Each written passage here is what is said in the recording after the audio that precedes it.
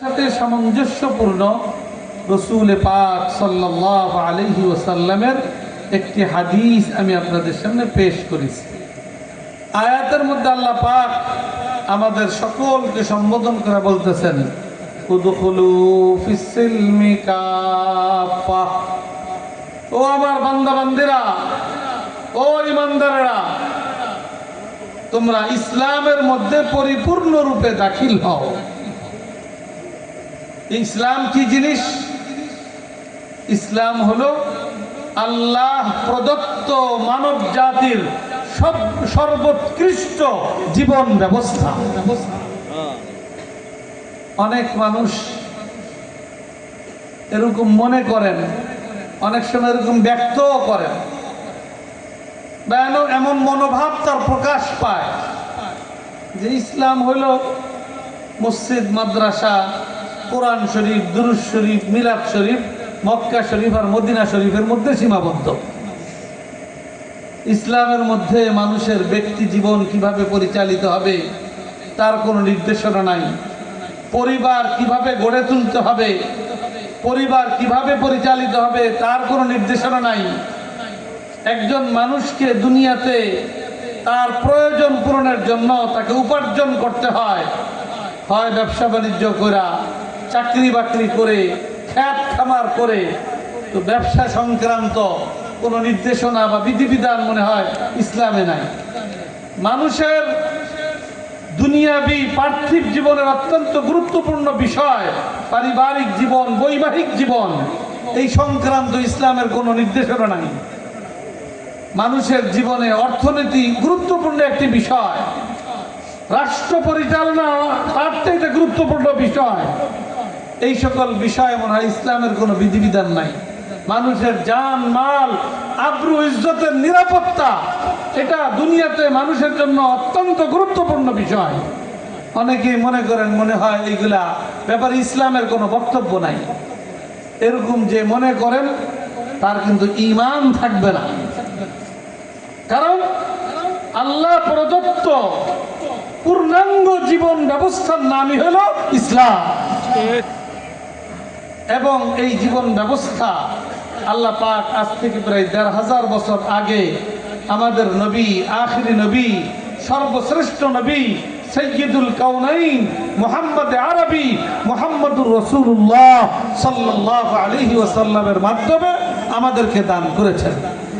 এবং তিনি সেই জীবন ব্যবস্থা এই দুনিয়াতে প্রতিষ্ঠিত করে তার বাস্তব নমুনা আমাদের সামনে পেশ করে গেছেন।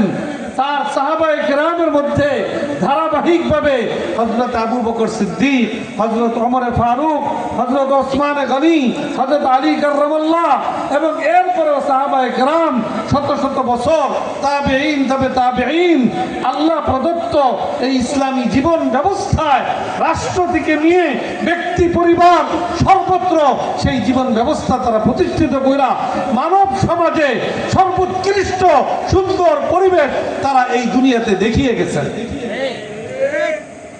আল্লাহ পাক সর্বযুগের জন্য এই নির্দেশনা, উদখুলু ফিস সিলমি কাফা।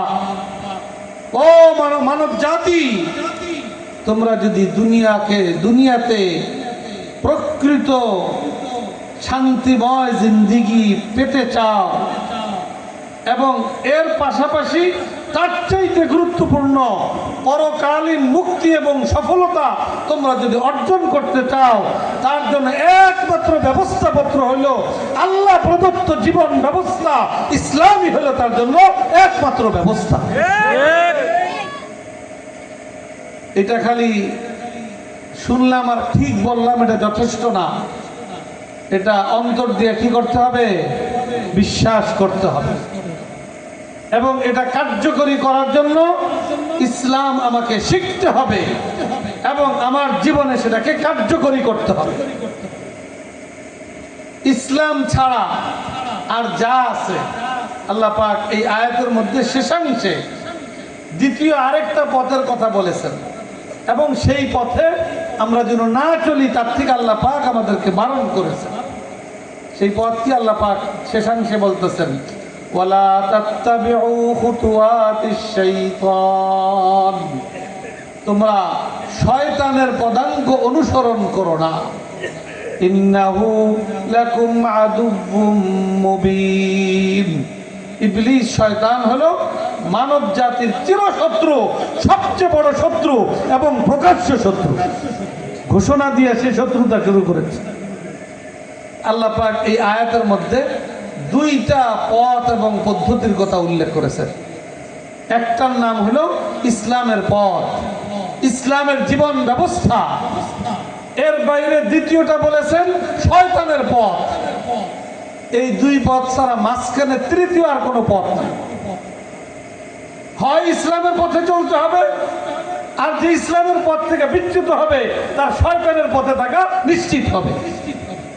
এখন আমাদেরকে এই সিদ্ধান্ত নিতে হবে, আমি আল্লাহ প্রদত্ত সফলতার একমাত্র গ্যারান্টি এবং চাবিকাঠি ইসলামের পথে চলবো, না আমার দুশমন আমাকে যে ধ্বংস করতে চায়, আমাকে যে আমার আসল ঠিকানা জান্নাত থেকে আমাকে সরিয়ে দিতে চায়, সেই শয়তানের পথে চলবো।